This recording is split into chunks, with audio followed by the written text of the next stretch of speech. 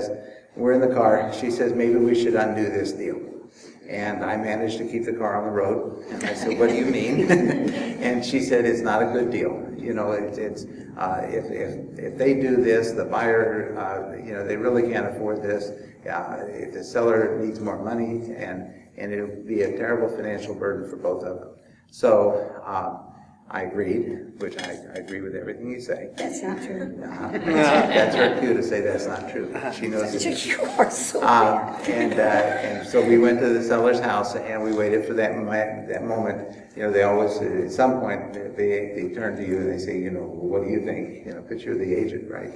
And so we waited, and they did, and we told them it was a bad deal. And we told them all the reasons why. And the wife was very disappointed because she's dying to get this other house, but you know, she cried a little bit. But they rejected the offer. We made a lot of promises. Okay, we'll find you another buyer right away.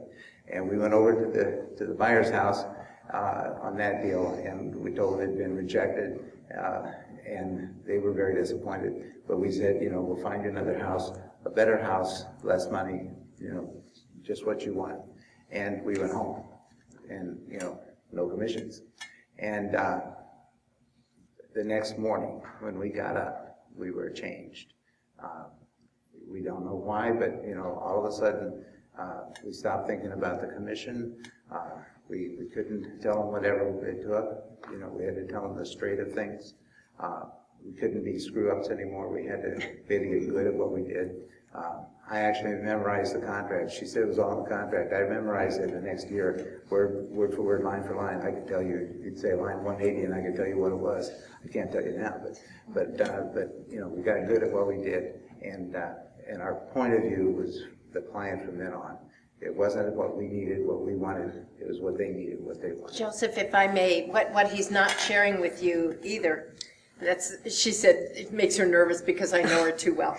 But what they didn't say is that when they told the seller it's not good for you, and they told the buyer it's not good for you, it was really going to be devastating to them because of their financial situation at that time.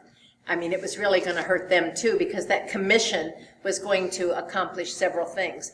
They didn't think about that night and realized that, you know, right or wrong, whatever's going to happen with us financially is going to happen. The client comes first. And that, to me, was just the epitome of, you know, professionalism when you put them first. Now they can truly say we truly put the interests of our clients first and foremost, even in front of our own. We needed the money. Yeah? Oh, we did. But I want to share with you all, when Joseph tells that story, because I can't tell it without crying, so it falls to him. But I wish I could tell people like there was a bolt of lightning, you know, that hit the car or something, but it was exactly as he tells it. That's what we did. Why we said that night, I don't know, and why that happened the way it did, but the next morning, it was like black and white. We were as changed as daylight to dark. And we didn't know it. I don't even think we were aware, you know, at the time. I mean, we didn't talk to each other about, oh, aren't we changed? Because it didn't occur to us, you know. But when we were interviewed in September, Gary Keller interviewed us in front of 11,000 people. We will never forget this as long as we live. And we couldn't see them. We knew they were there, but the lights were. Right. But you see, Joseph must be very comfortable today because he's never this quite bold or frank or something. But anyway, and Gary said to us, he said, I got shush. I'm older than that. This is much West USA, and we're much better than You are. Keller Williams. Absolutely. I mean, oh, there was no doubt, you know. But what Gary said to me was, he said, you know, JoAnn, he said, I'm sure you were the same people 15 years ago that you are today. But I said, oh no, Gary, we weren't the same people 15 years ago that we are today. And the promise of clients first, what it does for you, you know, I wish we had better words to share with everybody that we speak to. But it will change you, of course, yourself. It will change the people you work with, your team. It will change, you know, your family changes. Everything in your life, the corporate family changes. But most importantly, the clients change. The clients change, and it's such an unbelievable metamorphosis. I mean, you just can't almost believe it. And it's not like we would ever go in someone's house and tell them, oh, you know, we're very good and we do that, you know. I mean, we would never say anything that even has anything to do with clients first, but they know. They see it in your eyes, they hear it in your tone, they see it in your body language, they sense it and they know. And there's no way that, you know, anything else works that way.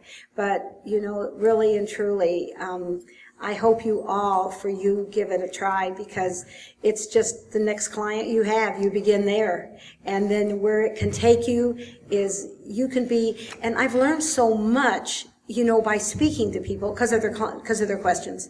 And one is, and I'm glad that Dale isn't here, but one of the things is that you need two things to be a great agent. You need two things: a little work ethic, and in 6 months you can be the top of the heap. The first thing is you need to get those signs on the street. You know, you need those West USA signs, on as many on the street as you can humanly possibly get. And you need to take care of your clients. Now, I know we all do marketing, and I know we all, you know, have many things that are necessary that we do in our business that are basics. But you do those two things, and you can be the best agent in this town in a very short time. Well, I want to just say, a lot of you probably are unaware of this, but when we opened our Walmart, when we were able to branch our Walmart stores out, okay, I went from a team to getting involved with a corporate structure like this. And we have closed 2 Walmart offices. One of which was because when I took it, I was so young and stupid, I didn't know the area, and we shouldn't have taken it in the first place. Mm-hmm. The second of which was right here down the road on Bell and Tatum.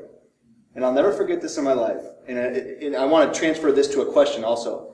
But I'll never forget when I was sitting inside that store on Bell and Tatum, and I thought I had the world. You know, we were in Bell and Tatum. It was done, and I said, we're going to take over this area. And every single walk-in that came to the store would stop, look at the flyers, and say, you know, actually, we're okay. We work with those Callaways.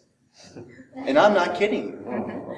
I mean, and I'm thinking, I just got from the West Side closing, you know, over 100 transactions a year myself personally, and I'm thinking, hey, what are you talking about?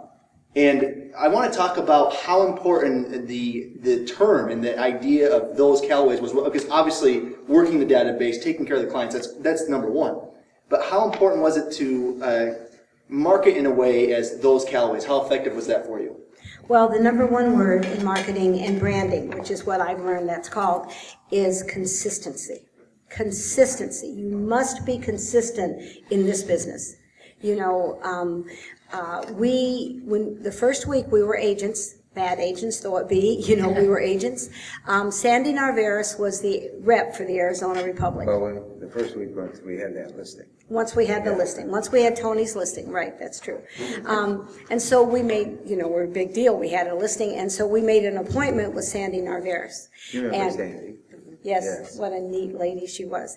And so we went in one of the conference rooms at John Hall, and we were very impressed with ourselves that we were going to have a meeting with someone in the conference room, you know, and we thought this was cool. So we told Sandy Narvaez that we were going to advertise every week in the Arizona Republic. Now, she was our rep for many years. And after, maybe a few years after that, she shared with us that she really thought we needed to be seen for psychiatric help. She thought we were absolutely crazy. She did. She did. This is an office with 100 agents that are mostly not there. 100, yeah, but mostly not there, you know. She'd go to that office week after week. It was one of the, probably she had 20 offices that she went to. And she was lucky to get maybe an ad a week out of the office. And here we were sitting there, we're going to advertise every single week, you know. And so she thought we were Looney Tunes. But let me explain to you that every week in the Republic for 15 years we have never missed. We are in that newspaper. Yeah. And if you don't think the newspaper's good, I want to share with you that that is not correct. We get from 100 to 250 people at our open houses on the weekends, and there is no other way that you can come up with that you can get that kind of traffic in an open house. That's part of the branding, by being consistent. I just can't believe that you're going this much in detail, because that's something else from the book. If you don't mind, No. Everything you advertises for what? Our clients' homes. The clients' open houses. Only that. That's we all never advertise. advertise ourselves. That's it. It's not Never. you. It's not the hot list of the week. It's Nope. open house. Yes, it's the clients' homes. Yep. Okay? That's what they hire us to do, and that's what we do. And open house outpulls any other, you have to have a reason for the ad, new to the market or whatever, beautiful, you can Or a come up with holiday. 100 ways. Holidays are great. Yeah, but unless you're holding it open, we do sometimes, we have call to see, and call to see is just, nobody phones, nothing happens. But when you have an open house, you get calls. You get calls that say, I can't make the open house. Can I get in? Can my agent show it? Whatever. And we have open houses, and the open houses are on the weekend. And here's the thing: you have to realize people play hooky. They have an agent, but they're out looking at open houses without that agent. So on Monday, Tuesday, Wednesday, we get agents calling up. I need to go look at this house. Or I need to go. Because their client has called them about they saw this house. They may have told them 5 houses they saw at open house, but they told them about that one. So, and open houses, when we list a house, I get people sometimes they say, well, do I have to have an open house? And I don't. You don't have to have an open house, but we do open house every week, so that maybe this weekend we'll be finding your buyer at somebody else's open house, and the fact that we're doing open house puts us in front of the buyers, and the buyers change week after week. There's so many buyers out there, and each week some of them find a house, and and each week some new buyers come on, and, get added to the pool, and each week some of them are still looking, But unless you're out there having open house every week in whatever your area is, you're not in front of those people. But if you have open house, you run across them. And whether they're your client or somebody else's client, that's how you do real estate. You build relationships with the people. We have what do they Jim called them groupies. Oh, groupies, Yeah. yes. Jim Sexton called, we're the only agents he ever saw that had groupies. And they come to our open houses every weekend, and then one weekend, it must be the right house, and you'll see a contract come across. And then they keep coming to open house. They close on the house. Oh, yeah, it's a habit. It's fun. Joseph, let me ask you a question. We have people here from other states, not just here in Arizona. Sure. And when you're talking about the classified advertising for this, are you talking the 3-line ads in the print with the masses, or are you talking the ones that you showcase on the front of the home section? How do you decide what you're doing and how much you spend? How many ads do you run? Well, I'll tell about when we first started. There was still classified ads have shrunk down to almost nothing in the newspaper. But back in '97, there was pages of classified ads, and in fact, that's how we became Those Callaways. I was writing the first ad for that listing we had, and I opened up the paper to see what the ads looked like, and there was the Sillies, and there was the Spains. These are couples that, and there was the Lovers. That was Esther. But I think the board told her to stop doing that because of the Lovers. Anyway, it was the, and I wanted to differentiate it somehow, and so I went through them and that, and I came up with those, and so that's how we first did Those Callaways, and it's been sticky.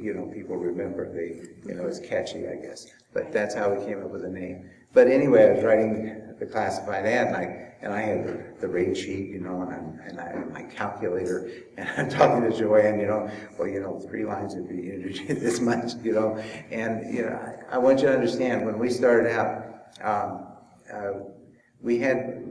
The reason we got broke in the first place is we were following our passion, which is books, and we were book collectors. We would go to yard sales and buy books. We'd find books of value, and then we'd sell them to dealers all over the place, and made a little money. But ended up with 10,000 books in the house. So that's how we financed our first year, was we'd sell 500 books at a time to these different dealers we did. Basically sold down the collection to survive. But anyway, so we didn't have a lot of money. But, you know, I asked JoAnn, how many lines, you know? And she said, just write the ad, and it's as long as it needs to be. And I did, and I think it was like 15 lines. And but lo and behold, we had like 20, 30 people at that open house. And so every week after that, we wrote long ads. And then Bill Spain wanted to have a competition with me, I guess, because he kept writing longer ads. Anyway, but these were classified ads, but they worked because that's what the medium was. And then we came up with it's called an island ad, which was a little 3x6 ad in the middle of the classifieds, because I'd seen in the Wall Street Journal, there's this one ad in the middle of all of the financial numbers. It's the only ad on the page, and it's all of the stock market stuff.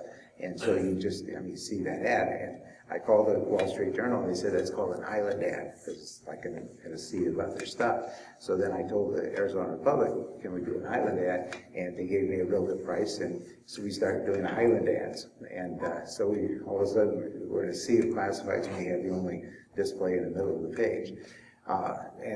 Those were wonderful for years, and then gradually the classified shrank, but the Arizona Republic rewarded us because of our consistency, and we got good positioning on showcase homes and cover homes. Today we run an ad, we'll do a whole page because we have a good rate. We do a whole page just for one house. But we get 150, 200 people at that open house. So it's, absolutely. You know. And I want to tell you all, when we came up with the island ad, something to remember, no matter how insignificant it seems to you, you get the agreement from whatever advertising vehicle it is that you have an exclusive on that. So we always, to this day, have first right. If we want to do an island ad on a particular page, we can't get bumped. And, you know, at the time, I mean, you know, we didn't even know they'd be successful. But you always want to protect that positioning with your vendor, whomever it is. Yeah, we also reinvented the classified recently. I don't know, do any of you see our ads in the paper, the back? Anyway, I wanted to emulate the look of classifieds. So we took we have the back page every Friday, and so we took that full page and we created a column of classifieds. So we put all of our listings on here, like classified ads, right? Emulated it so well that the first week we ran it, Connie, who's our rep, she called up and she said, I'm so sorry, they made some sort of mistake. They put classifieds next to you, you know, they shrank your page. And we said, no, those are right. She was frantic. She really thought they missed it. But those seem to have worked. And so, I mean, you know, maybe the thing to do is if you know, instead of running a display, run your own little classified column, you know. Somewhere in the paper. Yeah, because people, it works. You know, people who read the newspaper, they're older and they remember classifieds, and you know, there are people out there that just love to just read every word of every classified. So, you know, something else that I'm thinking about, we've heard rumors that right now it's more of a seller's market. We've heard we've heard rumors that it's difficult to get listings. We've heard rumors that it's hard to come by. So bottom line, what are you guys doing? How are you surviving in this changing market? What are you doing that's unique and or different? Well, I can tell you. You know, I had a reporter ask us, we started talking about this book, like it's almost, 8, 9 months ago. Right. And anyway, so I've had a few reporters, done some interviews, and this one reporter, I'll never forget this question, said, because, you know, just took the term client first and thought, you know, well, that's expensive. You know, put the clients first and you spend a lot of money on clients. And that was just the assumption. So this reporter said, you know, how did clients first survive the downturn? Because, you know, the market tanked and everything. How did clients first survive? And it was so easy. I said, you know, clients first saved our business. It wasn't a matter of surviving. We survived because of clients first. Clients first didn't have any problem surviving. It was the motivation, because as things went down, our clients needed us ever more so, and they called us. The phone kept ringing, and it was back to the database. Our database saved us. You know, all of our short sales were really clients that we found a home in 05 or 06, and for one reason or another they had a hardship, and because of the way we put them first to begin with, they didn't call some other agent. They didn't blame us because they bought the house at the wrong time. They called us, and so that was where a lot of our business came from, you know, during the short sale period. Thank God it's all gone. Yes. Going away. Yes, you know. it is going away. Yes. Yes. And so today, what are you doing? We answer the phone. We, I mean, that's what we do. We have list me calls. yeah, that's an easy answer, but we do, we're going more back to our database. And we invented what we call a list letter, and we put together a letter that basically says this is a good time to go on the market. One of them was window of opportunity, and guys, should you vanishing be homes interested was you know, in any of these letters, Yeah. if you just email us or drop us a line, we'll be delighted to share them with you. yeah, They work very, very well. the little handout, the Client's First Marketing Resource, it's something we started just as a give back. Every month we take a new subject about marketing, and we send an e-letter, and then there's a conference call on the e-letter. And it's you free. know, I mean, and there's it's no charge at all. It's a free sign up, and but if you sign up for that, then you know last week or last month it was about open house, and it was such a hot topic. We're going to probably do Part open two. house part two this month. We've done farming, we've done gifting, we've done all sorts of things. You know. By the We way, have a do you lot want of fun the with email that. to come to you or to JoAnn? Which? Oh, it doesn't matter. Okay, let me tell you how tough their email address is.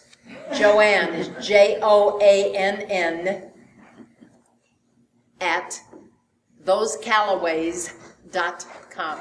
That's it. Or you can Callaways do is Joseph. always. I want to backtrack just a little bit. One of the trainings that we've developed for our agents and our owners is to start treating their business like an actual business. Yes. Setting aside budgets, living off less, and P&Ls. and this is not scripted. We've never talked like this. Never. So I don't know what your answer is going to be. I don't know you, sir. My question is there percentages possibly that you could give to them Sure. that you utilize that type of framework? Sure. It's been the same since the first week. Yep. No, you tell them the percentages. I'm not the numbers person. I'm going to tell them about being in business, though. Okay. Well, we spend 10% on our advertising and marketing. And at first, that was just a predicting kind of thing, you know, how much you're going to do. I'll tell you a great story. Does anybody remember Mike Ferry? Oh, yeah. Okay. Well, he was coming to town, and Dale was a big fan, and Dale said, you know, to the class, the one class we went to, you got to go to this. And we signed up, and we paid $15. And so we paid money. So, see, you know, I'm from the school where you paid money, you got to do. And anyway, JoAnn had a client she was showing houses to, and she didn't particularly, she was kind of upset about a number of things about the real estate. Anyway, she said, "Will you go yourself?" And we never do anything apart. But I went to this Mike Ferry thing alone. Okay, and we're sitting there, and he says, "Okay," this was in the morning, late in the morning. He said, "Everybody stand up," you know.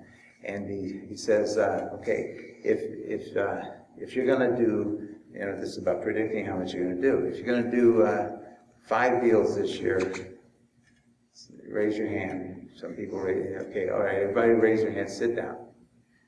And then he said, if you do 10 deals, and then he had those people sit down. And so I'm starting to calculate. I figure I know what he's doing, so I'm trying to figure out, you know. And we had several houses in escrow, and so I'm kind of figuring up, you know, and I came up with 150, you know, because of what we had in escrow, what would be closing, and people kept sitting down, people kept going up. And I looked around, and there was only 3 of us standing up in the whole room, and thank goodness he picked on this one girl, because then he talked to her, and I just sat down. But, you know, anyway, that was predicting my business then. And actually, we did do about 150 deals that year, but that was one of the more embarrassing moments.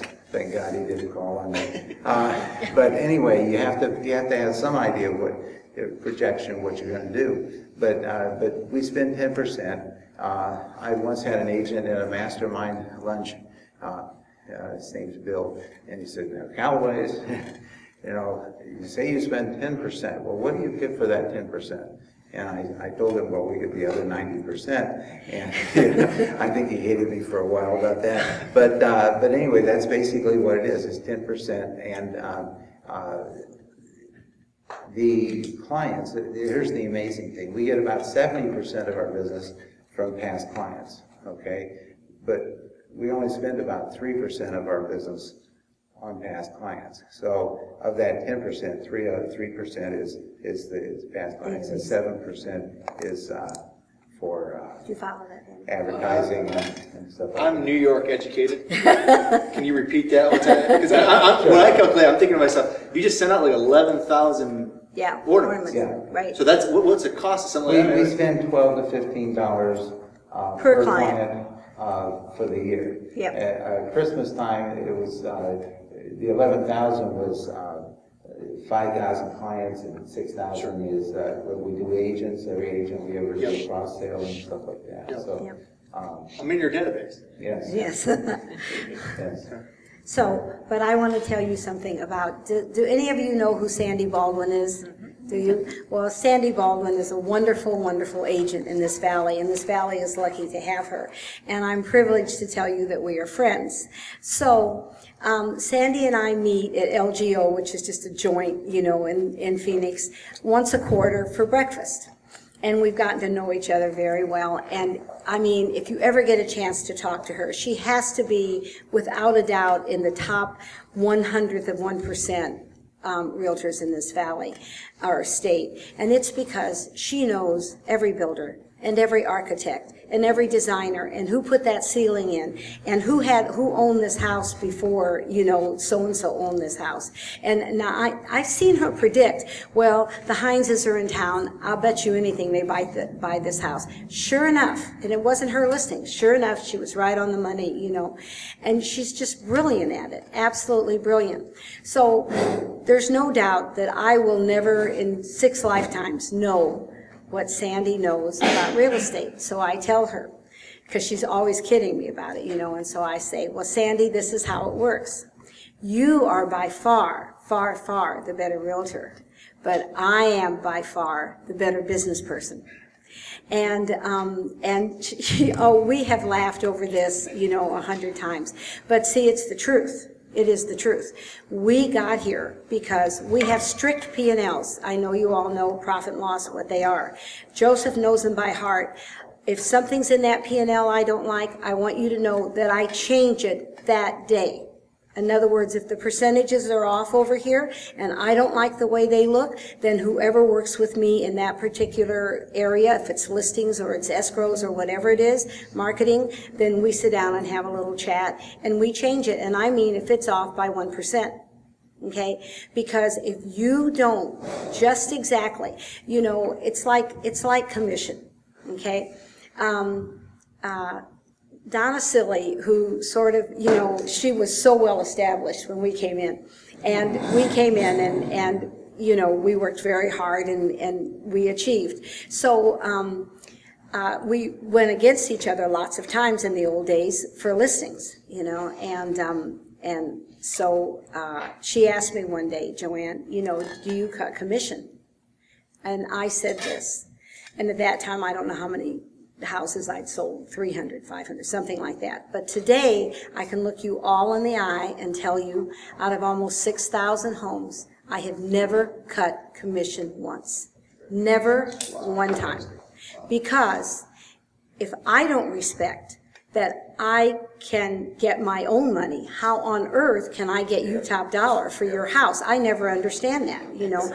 And one of the privileges of being branded like we are, one of my favorite things, is nobody ever asks me anymore. They just, you know, I mean, it's been years since someone's asked me about that. But I would have the same answer today, and it's a 2-letter answer, and it's no. And I don't make excuses for it or anything else. So that's how you can depend on that P&L. The point of that is, you know about what you're going to sell if you've been in business a few years, and then you know what your commission's going to be, and when you do that, then you can depend on those figures, because you have to be able to depend on your figures. So I am a huge believer, Dan, huge, in being a business, you know. That's why you must have assistants.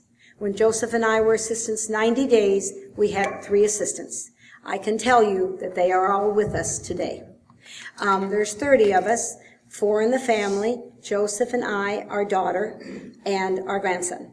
And then there's 26 licensed assistants. And we do things very differently than most agents do, and it was honestly just because we didn't know any better. I mean, we really had no idea. You know, we knew we wanted to do well, but we didn't know how to do it. So, but I will tell you, those 26 average at least 9 years with us. Many of them came when that position was first developed, you know, and they're there today. And if you ever want to know anything about us, just come to our offices. We have 2 love seats in the entry, and just sit there. And when you're there 30 minutes, you're going to know everything about those Callaways, because we're all at a dead run in that place. The phones never stop ringing. In fact, we have a big crisis going on now, because they're ringing so much that 2 people can no longer control them. And the people, you know, that we all have different jobs to do, then we're complaining because, oh my God, I have to pick up the phone 17 times. And so I explained to them in a not so nice voice, as I'm talking to you, that, excuse me, one of those phone calls could mean $50,000 to this office. Did you not want to get your part of that? Oh, well, of course I do. Well, then, you know, it's a privilege to pick up that phone, you know. But Joyce answered the phone 5 times. Oh, she did, Joycey. She's been with me 14 years. She was one of the ones that we targeted. Oh, yeah, you know. that's right. Yes. Well, if I may, out of your 26 licensed assistants, if you will, that are there, how many of them actually go out and list properties and or show properties? Oh, Well, Kelly goes out to do the listing. she's the listening. Yeah, Kelly's the daughter and the designated broker for their Yeah. company. Yes, and Used to she's be the listening. just us. Yeah. We gave that up last. The first thing we gave up, well, the very first thing we gave up was escrow. Joseph didn't like And escrow. this is what happened. We had Marta, who was a You know client. Marta. Oh, And God, I love her. you know, her paperwork was meticulous, you know, her application and all that on the transaction. And so, because we found them a house. And she gave JoAnn some little samples. They just moved from Chicago. Little samples of marketing ideas that she had. So JoAnn said, well, we need help on escrow. So we hired Martha. We negotiated a small piece of the commission because we had no money. So that was how we hired her. Anyways, she came to work to do escrow, and she cried the first day because she didn't like escrow. So then we had to hire Sarah. It was the next person we hired to replace Marta for that. But Marta was so wonderful, we kept her. So that's how we ended up with 2 assistants right off the bat. But anyway, the first thing we had to do was offload escrow. You know, I mean, you didn't want me out there doing the home inspection, sitting home inspection, especially with me telling the inspectors. Well, Anyway, I didn't do it that badly. Anyway, I just didn't want to scare off the house. You know, actually, home inspectors, it was just starting to have home inspections and stuff, and some of them were, you know, some of them were good about it, and some of them weren't. Today, I don't really care. You know, they can tell them whatever it is, because you know, whatever it is. But anyway, we offloaded the escrow, and we had this experience, our client's first experience, when we had just the 2 of them. And the next morning we explained to them, because they were both basically on commission with us, and you know, so it was their money too, you know, 4 deals, right? And so we owed them an explanation. We told them what had happened, and the amazing thing about it was that they got it. that they immediately understood it, and they started doing it too. And we were able to